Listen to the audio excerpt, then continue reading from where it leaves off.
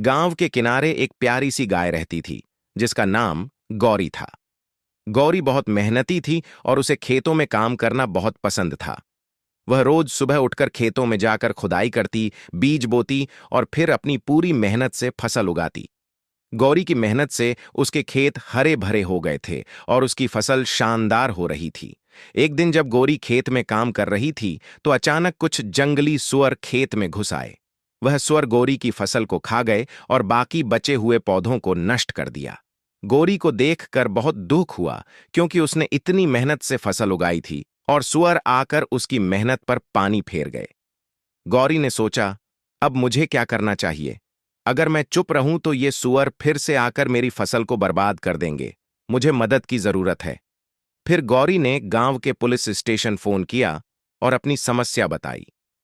Police ने गौरी की बात ध्यान से सुनी और मदद का वादा किया। कुछ ही समय बाद पुलिस की एक टीम गौरी के खेत में पहुंची। पुलिस ने देखा कि जंगली सुअर ने फसल को कितना नुकसान पहुंचाया था। पुलिस ने तुरंत कार्रवाई की और जंगल में जाकर सुअरों को पकड़ा। उन्होंने सुअरों को अपने साथ लेकर जंगल में छोड़ दिया, ताकि वे अब गांव की फसल को नष्ट न कर सकें।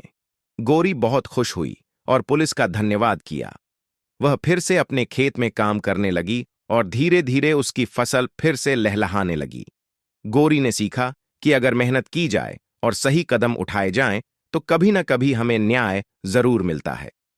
सीख: इस कहानी से हमें यह सीखने को मिलता है कि मेहनत का फल कभी बर्बाद नहीं जाता और हमें अपनी मेहनत और हक की रक्षा के लिए सही तरीके से आवाज उठानी चाहिए।